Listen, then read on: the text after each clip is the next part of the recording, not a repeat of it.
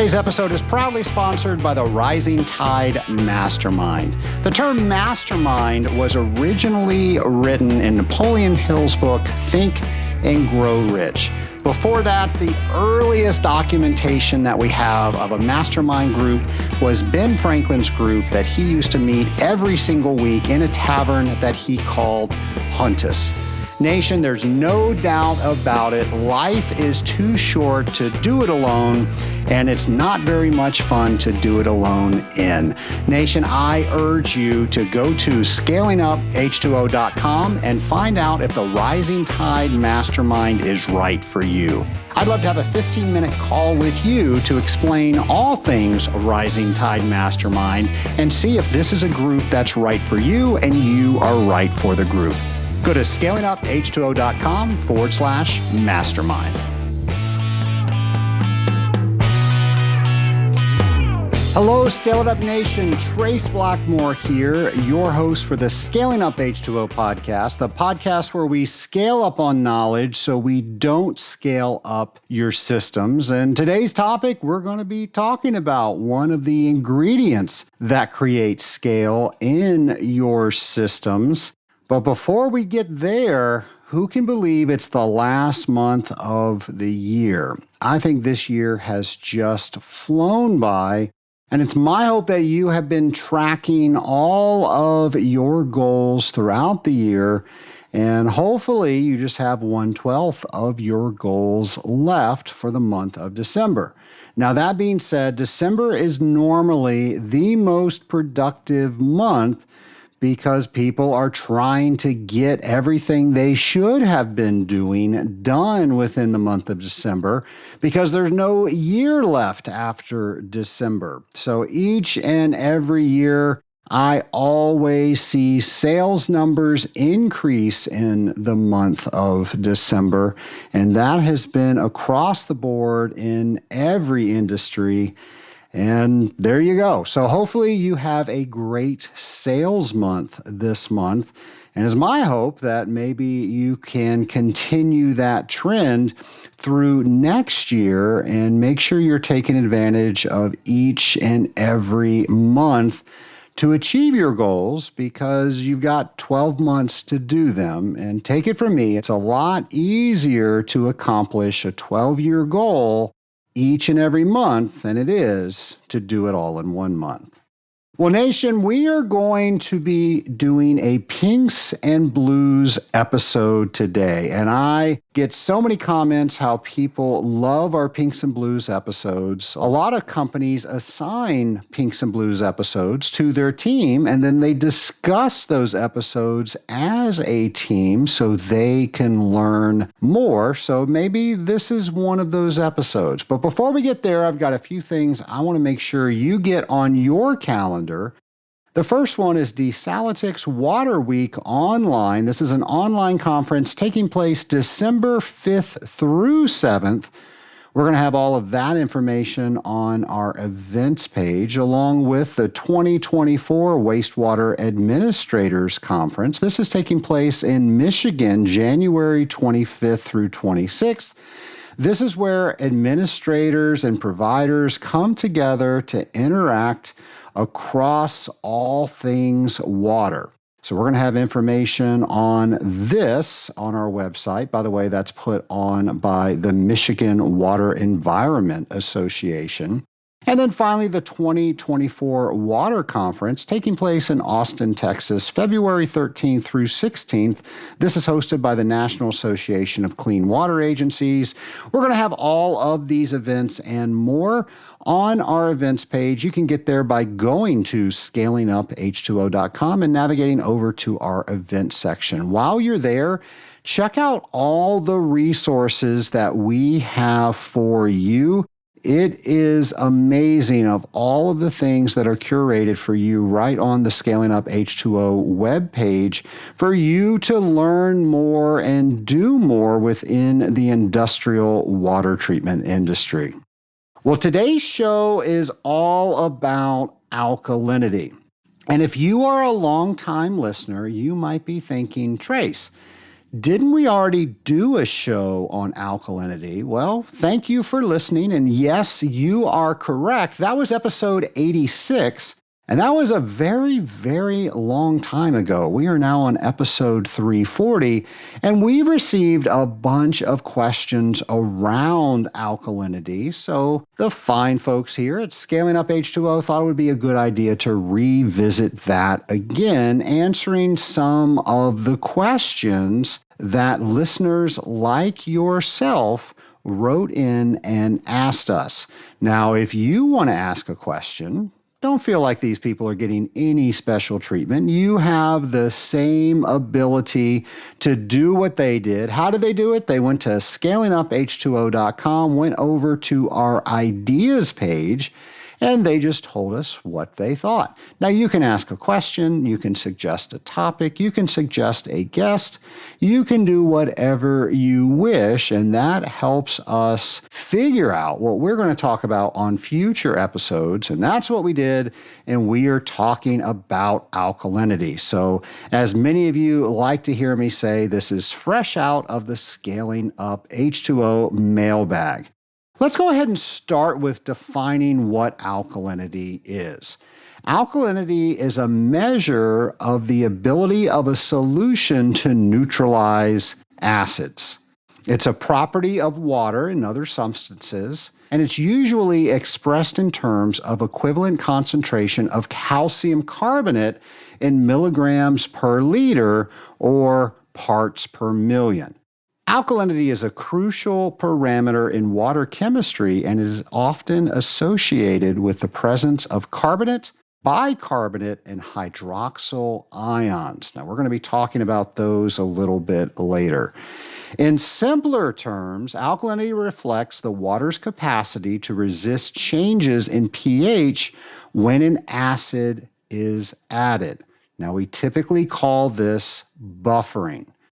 It's most likely you are running alkalinity in almost every system that you analyze. It's one of the most common tests in industrial water treatment, so you should be familiar with this test. In today's episode, we are going to go deeper into the alkalinity test, and we're going to go deeper into what I just mentioned. So let's actually look at the ions that I mentioned earlier. The first one is carbonate. And a carbonate ion is what we call a polyatomic ion. That's a big fancy word by saying we have many atoms that are all put together. And that's composed of one carbon atom and 3 oxygen atoms. It has a charge of -2, and whenever you see a negative, that's telling you what it wants to do. It wants to get rid of 2 electrons.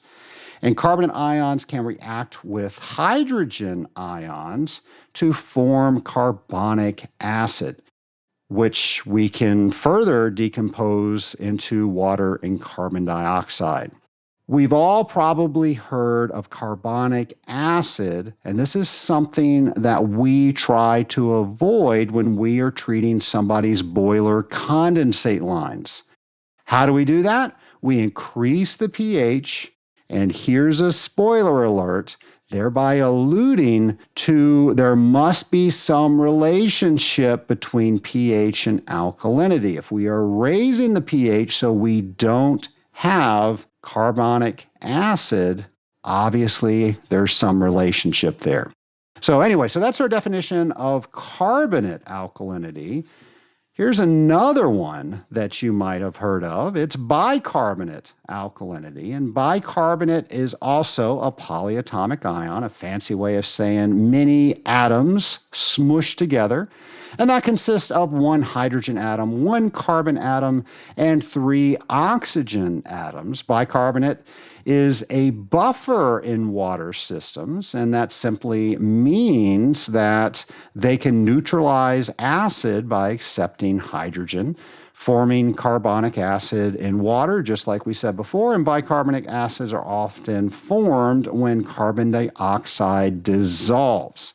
So there we go. Two things doing very similar things, but they are different and they decompose differently in the system. So let's look at the third one, and that's our hydroxyl ions.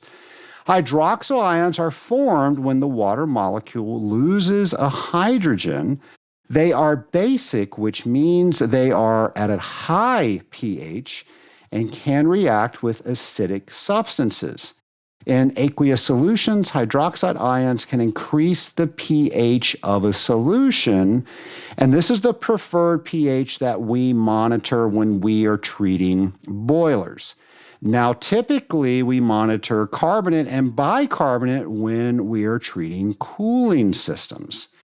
Now, if we were to add all of these different terms up, so we have carbonate, bicarbonate, and hydroxyl, that will get us what we call total alkalinity.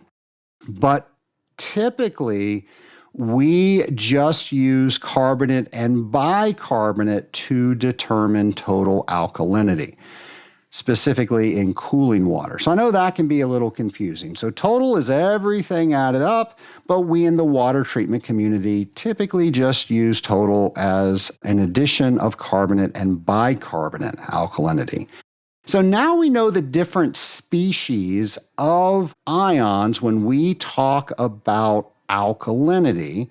We know what they're composed of, and we now know a little bit about what they do.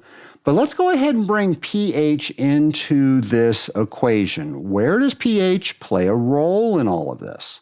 Well, first, I think it's important that we look at pH.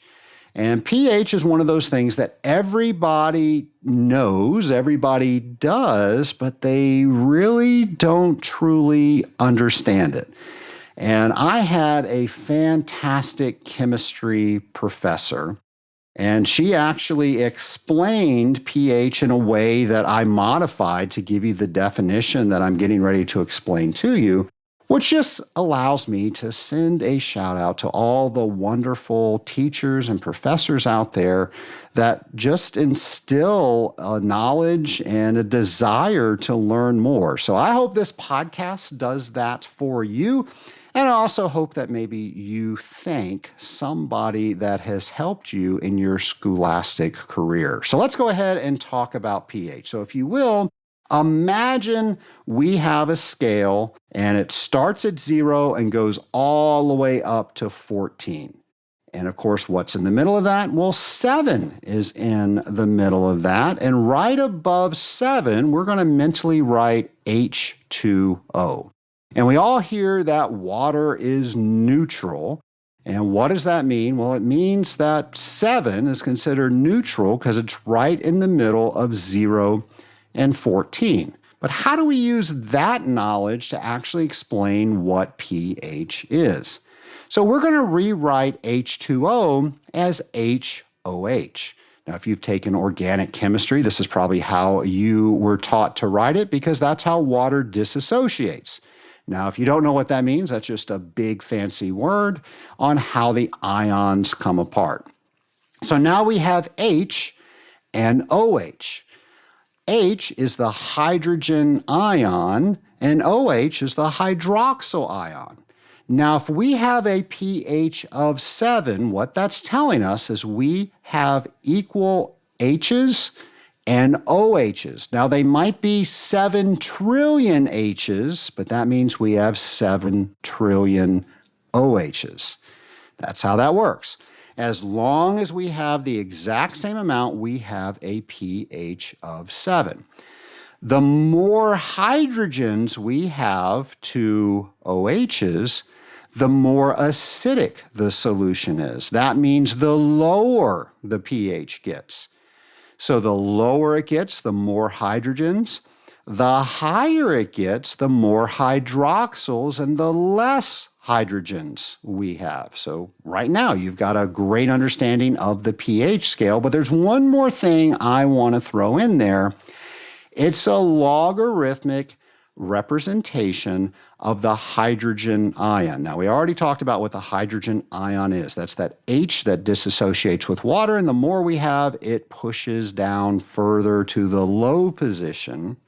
But I use that term logarithmic, and that's just saying that each one of the digits on the pH scale represents a factor of 10.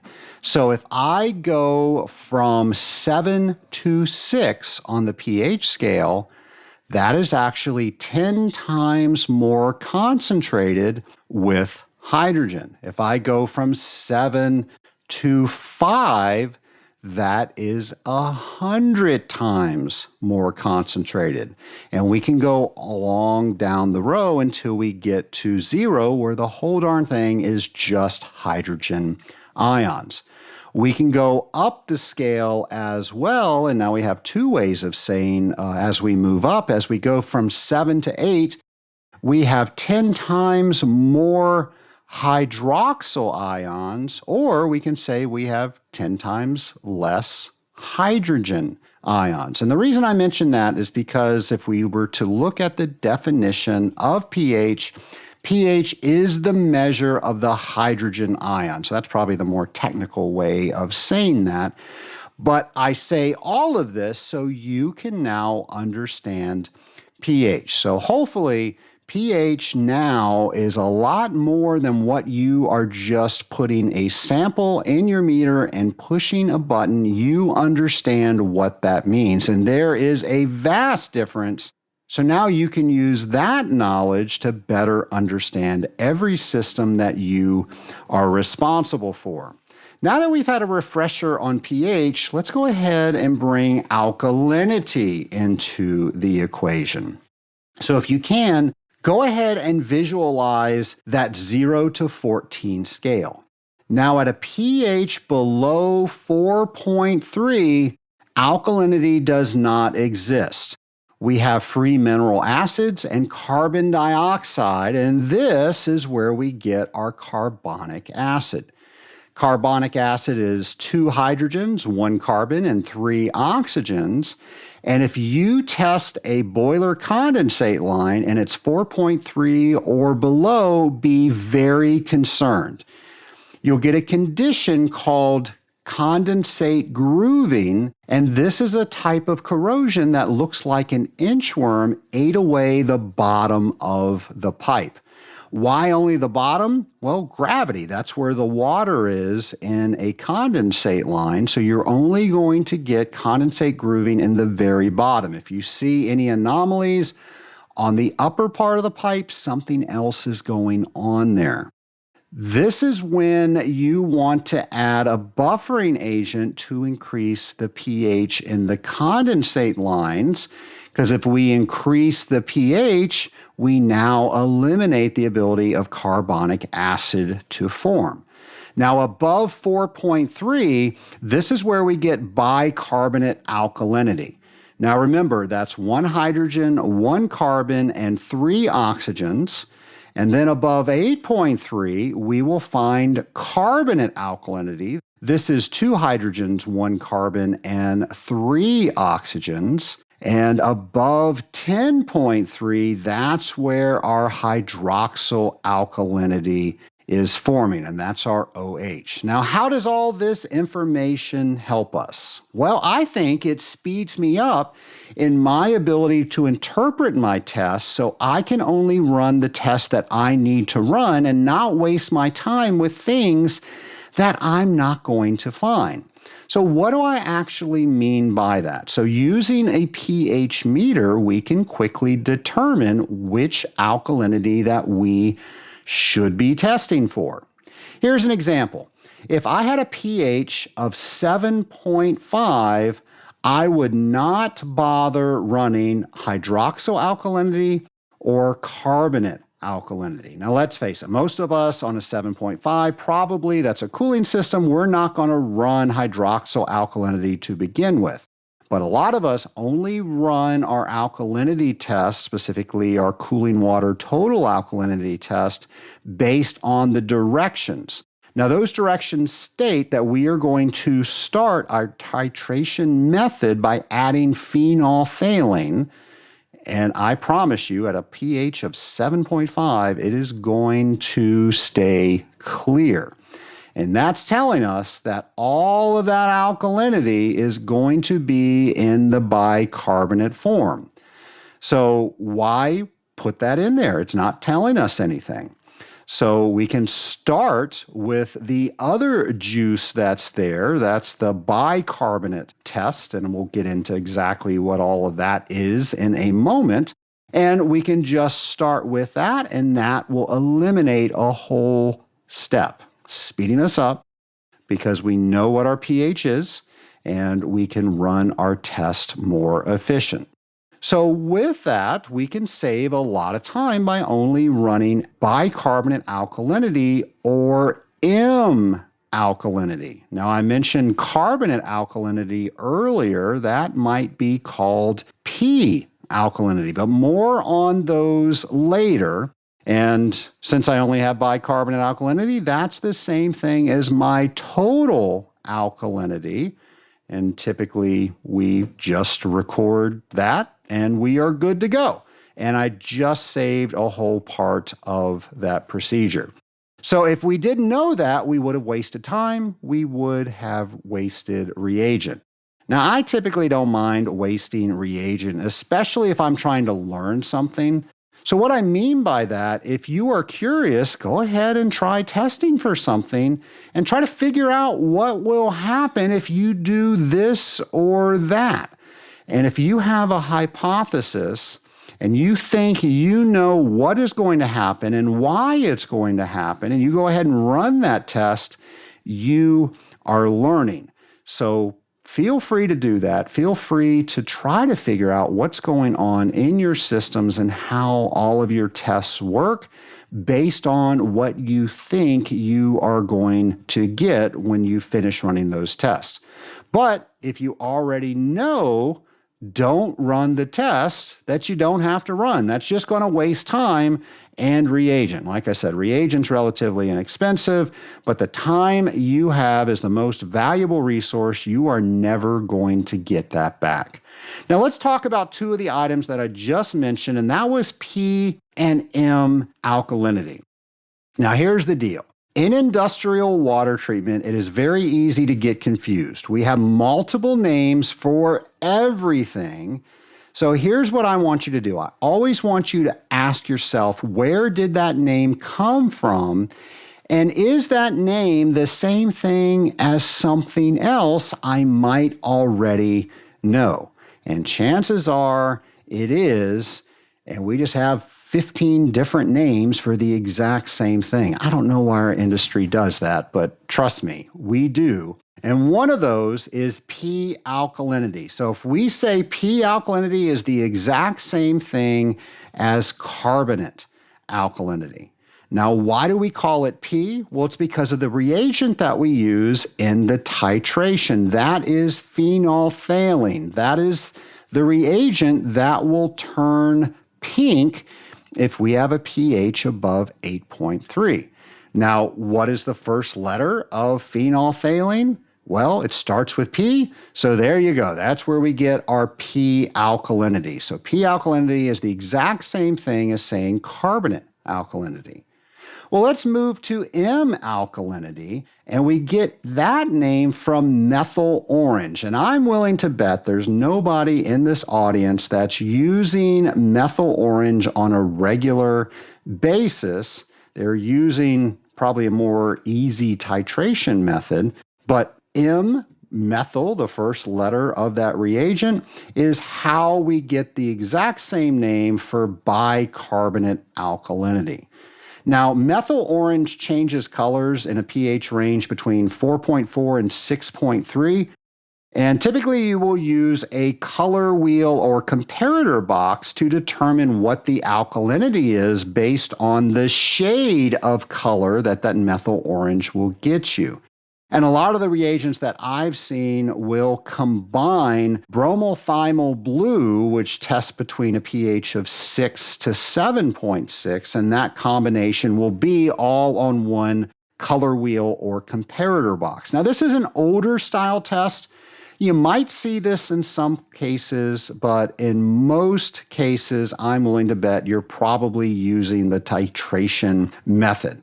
So there you go. That's where bicarbonate gets its name M from the methyl orange, and phenolphthalein carbonate alkalinity gets its name P from the first letter in phenolphthalein. So let's actually talk about testing. We've been dancing around testing this entire explanation. So when we look at testing, most of us use the titration method.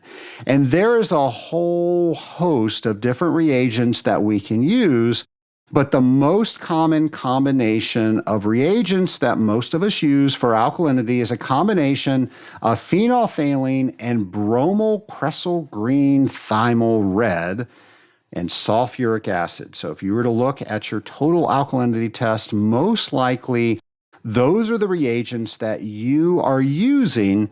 And by knowing what the pH is, we might be able to eliminate putting the phenolphthalein in. Like I said, if we had a 7.5, we know phenolphthalein is only going to turn pink at a pH of 8.3 or above.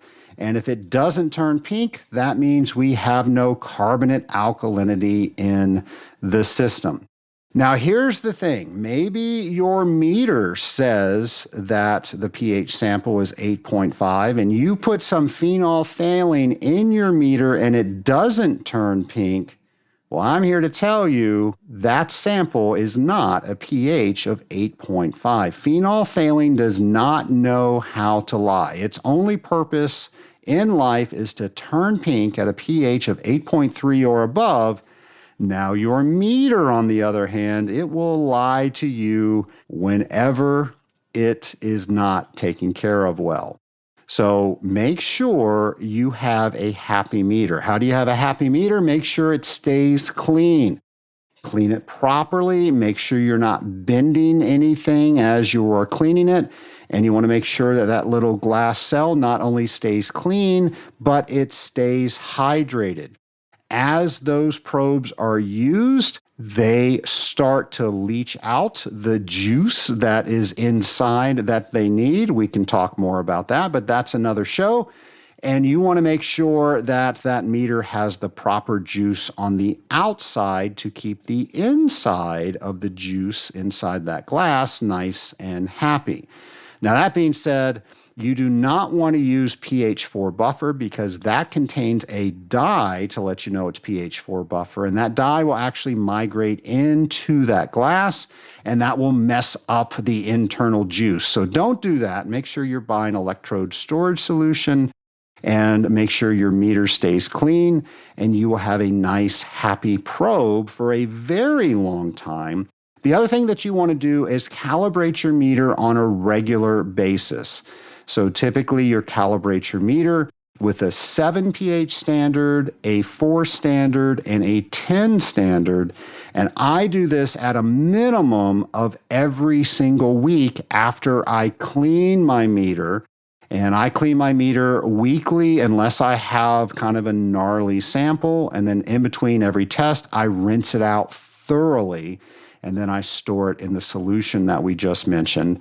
So make sure you're taking care of your meter. And if you take care of your meter will be happy and it will take care of you, and you will be able to trust your meter. Now, if you're thinking, I can't remember the last time I have calibrated my meter, you probably need to calibrate it. My advice is you do it minimum once a week.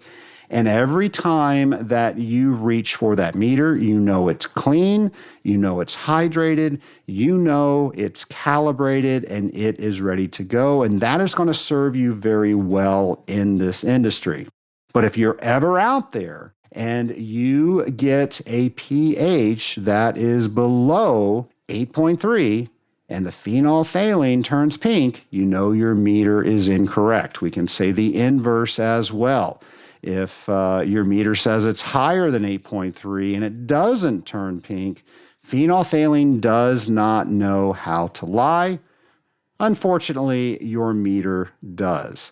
I test with phenolphthalein every time I don't trust my meter, even if I'm not testing alkalinity. So here's a trick a lot of us can benefit from, and I think most of us have had the opportunity where we are cleaning out the piping of a new system before they go online, and typically we use a high alkalinity cleaner.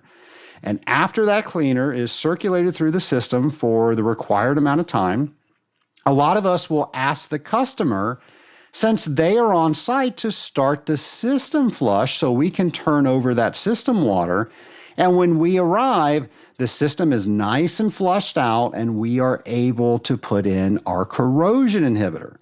Well, I'm willing to bet that more often than not, when you get there, that system is not flush the way you had hoped, and you have to return at a later date because the system still has cleaner in it. Well, here's something that I do. I give them a bottle of phenolphthalein, and I find a white styrofoam coffee cup. And what I do is I tell them to, after the system has flushed for so long, go ahead and take a sample. One, it should be clear, and the white coffee cup helps with that. Two, I ask them to put a couple of drops of phenolphthalein in that sample, and the white coffee cup helps with that as well.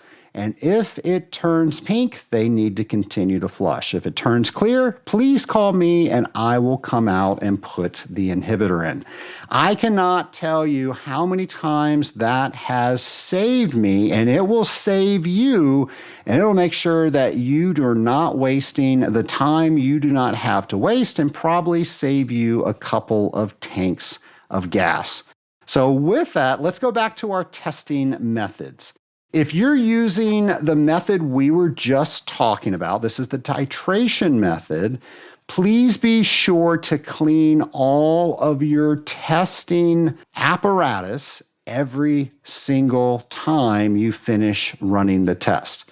Now, you want to clean those with DI water because that way it doesn't have any alkalinity in that. You never want to fear that you are testing the last system you just tested because we have dirty testware. So make sure you start out with clean testware, you rinse it after every use, and yes, I clean all my testware each and every week, so I'm starting out each Monday with cleaned testware.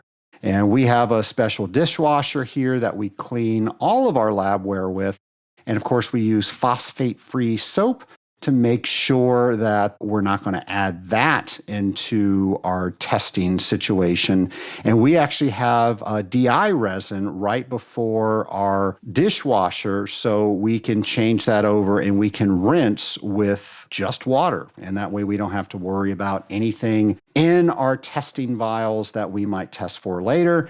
And yes, as you would think, we never get water spots, and those come out squeaky clean. So maybe you can set something like that up in your lab. But the point is, you don't need all of that. You just need to make sure that everything is clean. You can do that with a test tube brush and some phosphate-free soap, and make sure that everything is rinsed out well and it's dried, and you're keeping that in your test kit. And all of that to say, assuming that we did all of that cleaning, make sure when you go to get your sample that you are rinsing your testing vial 3 times. Why 3 times? Well, I've always been taught that a good chemist always rinses at least 3 times, and that ensures that maybe you had a little bit of DI water or something in that vial that now you've rinsed out that DI water, because that's going to dilute the sample that you're getting ready to test. And after 3 times, the only thing that's left in there is the sample that you are getting ready to test for. That's called triple rinsing, and that will ensure that you have the best representative sample of that system. So with all of that, let's go ahead and run the test, and you're going to do that as directed by your manufacturer.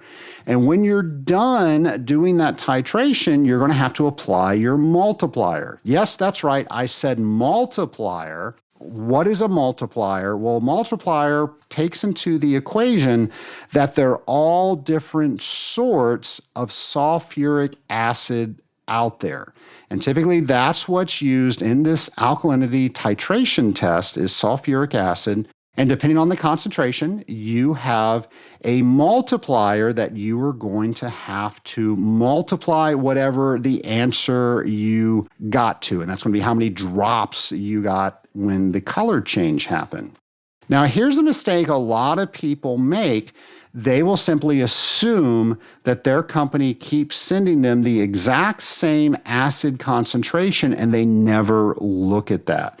So please don't assume that. Please verify that. It's very possible that you could have a different concentration of sulfuric acid than you think in your alkalinity test kit, and your answers are not correct. Now, that's a really easy thing to correct for. You just change your multiplier, and I promise, if you look at the directions of your titration test, it will have all of those multipliers listed. So remember, always check before you titrate. And that is the titration method. Now, other methods include the colorimetric method, and we touched a little bit on that earlier. And this is where you've got a comparator wheel or some sort of box that has different colors in it, and you're comparing your sample to what the wheel or the color comparators match up to, and then you're simply just recording whatever that color is on that comparator. The next one are automated versions of these. So you might find a titration method where it's automated, and there are lots of these are coming out. They're very popular. I almost debated not even mentioning this, but I remember it from chemistry class. So this is the grand plot method. And this includes a titration with an acid and pH endpoint. And you are recording the different pH points during the titration, and you're plotting those on a graph versus pH and the acid that you added. And then where the two intersection points are, that's where you can determine alkalinity. I can't ever imagine a field use for this, but I did want to mention it because, hey, I learned it in chemistry. I wanted to use it for something. Also, another method are ion selective electrodes, and these can be used for alkalinity testing as well. Yes, they're more sophisticated. And what does that mean? Well, that means they are more expensive. Now, here's the thing. We have so many wonderful suppliers of test kit reagents in our organization, in our industry. So with that, I encourage you to have conversations with them. Most likely, they're going to point you to the titration method that we talked about. This is the one that I've been using for years. It's relatively inexpensive. It's one that I trust. It's one that is easy to use, and it is very repeatable. But if you want to get fancier, there is fancier out there, and I know all of these great representatives would love to talk to you about that. I always go with what I can count on and what I can afford. So I hope all of this has helped you understand alkalinity a little bit better. Before we sign off, here's some quick takeaways. pH is a measure of the hydrogen ion, and it is on a scale of 0 to 14. Alkalinity is the water's capacity to resist changes in pH when acid is added, and we call that buffering. Alkalinity can combine with calcium to form calcium carbonate. Another word for this is scale, and that's why you should always be testing alkalinity and calcium. But unfortunately, that is another show. Generally speaking, water with low alkalinity tends to be more aggressive when it comes to being corrosive, and water with a higher alkalinity tends to be more scale forming. But after saying all that, I have to say this: water is called the universal solvent. So we don't say water is either corrosive or scaling. All water is corrosive, but not all water is scaling. And when we find a water that has a higher alkalinity, Normally, that means that we're going to have more of a scaling tendency. When we find a water with a lower alkalinity, more often than not, that means we're going to have a lower scaling tendency. And because there's less stuff that's dissolved in the water, and that's what water loves to do, it's going to look for things to dissolve. And that's why we say that that water is more corrosive. So now you know a little bit more about alkalinity, and it's my hope that you make some educated guesses of what you think the alkalinity will be based on your pH, and then run all the different alkalinity tests to verify what you learned here on this Pinks and Blues podcast. I also hope you look up more information about alkalinity. It's a good idea to go ahead and read your test kit procedures and look at the interferences that go along with those procedures, because those will teach you a lot about your test. And more than anything else, I hope you have fun, because now you understand a little bit more about alkalinity. And I hope every time you run that test, you're now processing everything that you know, and you know what that test is reacting to. I want to thank all the people that wrote in to help me create this episode. And if you have something you want us to explore on Scaling Up H2O, please go to scalinguph2o.com, go over to our show ideas page, and let us know what that is. So this was a fun show for me to put together. And speaking of fun, we always have fun with our friend James McDonald. And here is a brand new periodic water table with James. Hello and welcome to the Periodic Water Table with James, where we think and learn about water chemistry drop by drop. Please use your week to search online, ask your colleagues, or even pick up a book to learn more about each week's periodic water table topic. If you do, at the end of the year, you'll be 52 water chemistry smarter. So let's raise the water table of knowledge together and get started. Today's topic is isothiazoline or isothiazolinone. Is there a singular molecular formula, or is there a family of chemistries available? What is isothiazoline used for? Can you test for it? Does pH have an impact? What dosages are recommended? What microorganisms is it effective against? How much contact time is required for isothiazoline to be effective? What is the mode of action for isothiazoline? What systems is it used in? Is isothiazoline ever blended with anything else? Remember, knowledge is power, and taking the time to learn more about water chemistry each week will help make you a force to be reckoned with. Be sure to post what you learned to social media and tag it with hashtag WaterTable23 and hashtag ScalingUpH2O. I look forward to learning more from you. Thank you, James, and thank you out there in the Scaling Up Nation. A quick ask I have for all of you, if you don't mind, as you're listening to this podcast, go ahead and review this podcast on your favorite podcast player. That really helps us with our searchability when people are trying to find information about industrial water treatment. And that, of course, helps us get more people within the Scaling Up Nation.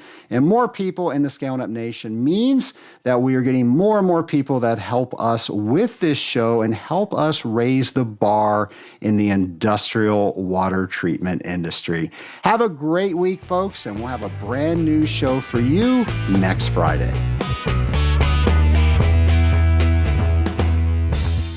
Do you wish you had your own private tutor to help you study for the Certified Water Technologist examination? Well, now you do. So many of you have asked me to help you with the mock CWT examination, and I've done that very thing.